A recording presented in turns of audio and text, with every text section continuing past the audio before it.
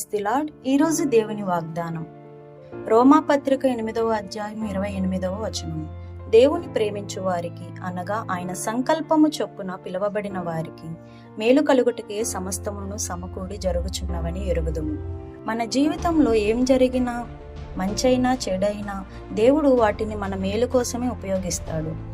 మనకు కష్టం వచ్చినప్పుడు మనం వెంటనే బాధపడిపోతాం, ఎందుకు ఇలా జరిగింది అని ఆలోచిస్తాం. కానీ దేవుడు చెప్తున్నాడు, ఏది జరిగినా మేలు కోసమే అని. ఉదాహరణకు యోసేపు జీవితాన్ని తీసుకుందాం. అతనికి చాలా కష్టాలు వచ్చాయి, కానీ చివరికి దేవుడు అతన్ని ఉన్నత స్థాయికి తీసుకెళ్ళాడు. అలాగే మన జీవితంలో కూడా ఇప్పుడున్న కష్టం తర్వాత ఆనందం వస్తుంది. కాబట్టి మనం చేయాల్సింది ఒకటే, దేవుని మీద నమ్మకం ఉంచడం. నువ్విప్పుడు ఏ సమస్యలో ఉన్నా దేవుడు నిన్ను వదిలిపెట్టడు. ఏది జరిగినా అది నీ మేలుకే జరుగుతాయి. దేవుడు చేస్తున్న పని నీకు ఇప్పుడే అర్థం కాకపోవచ్చు, కానీ అది నీ మంచి కోసమే అని నమ్ము.